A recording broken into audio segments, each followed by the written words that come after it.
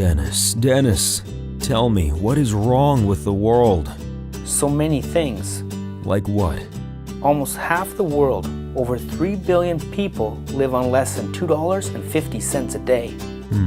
And? 1 billion children live in poverty. 640 million live without adequate shelter. Anything else? The world is spinning out of control. Man pollutes the water they drink from, and the land they live on, and the air they breathe. I agree, and my children don't understand that they are forcing the climate, causing a perfect storm. Dennis, how can we control, alt-delete these global changes before it's too late? Some of the unique things I have done to help erase my carbon footprint are to reduce, reuse, recycle, and free cycle. Many of the structures that I have built, I have used free-cycled materials. One man's trash is another's treasure.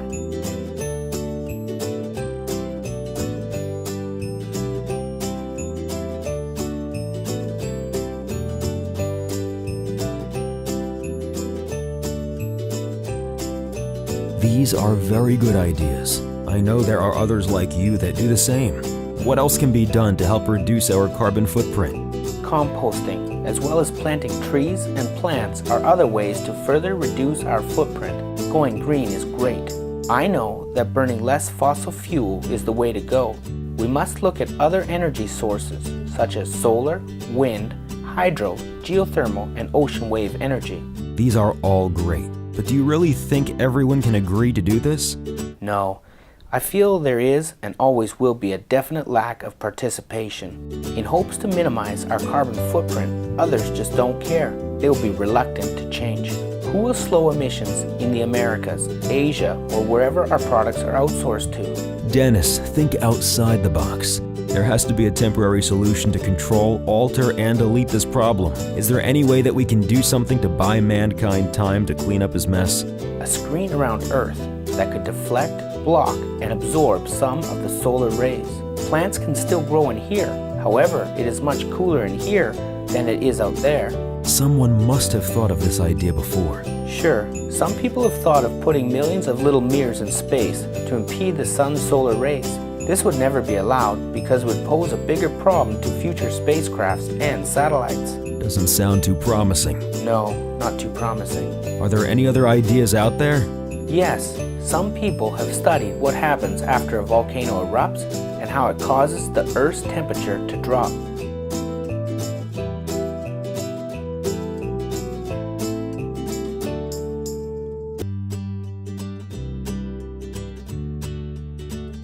So what if man was to create its own clouds? Would this work? Some think it would, but it wouldn't. Why is that?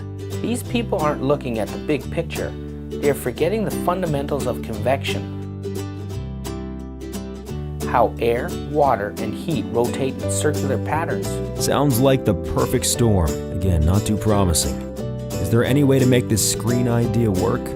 Yes, if it was outside our atmosphere.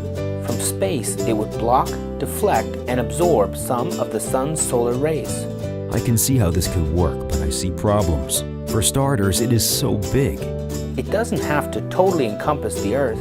It only has to impede 1% of the sun's total emissions. I see. And what do you suggest we make this screen out of? Nickel. Pure nickel.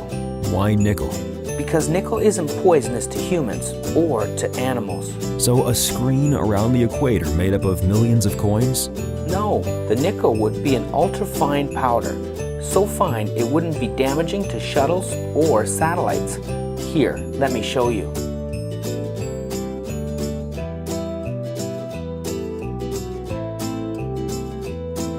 This is the nickel I am blasting over my hand. If this was abrasive or damaging, I would be in a lot of pain and most likely bleeding.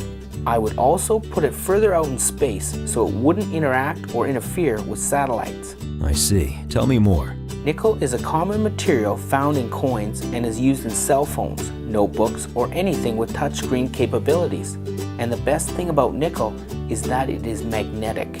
This makes the whole idea controllable and reversible. What do you mean controllable and reversible? My idea is like no other. It not only has the ability to be controlled, but also altered and deleted. Let me explain. We need something now to control the rate at which our global temperature is rising. With my idea, we put just enough material into outer space. The cost of the material, shipping and handling not included, is only $100 million US. One might think that this is a lot, but is it really? It's only money. If, for instance, we know a country is going through a drought or very hot season, we'll call this a critical zone. Using simple satellites equipped with electromagnets, this nickel belt can be altered. The satellites can collect the nickel and disperse it over the critical zone. Once the temperature in this zone is controlled, the nickel can be collected and dispersed again in other critical zones. Maybe, just maybe mankind can actually make a difference, or at least buy some time to clean up his act. Exactly. My idea is not meant to be a permanent fix to our problem. During this controlled time, man must reduce, reuse, recycle. He must set up solar, wind, wave, and earth-friendly energy stations. He must continue to make advances in using less fossil fuels. When man has cleaned up his act and done this, my idea can be completely deleted or put on hold. The satellites could collect all of the nickel and use it only over the critical zones at critical times.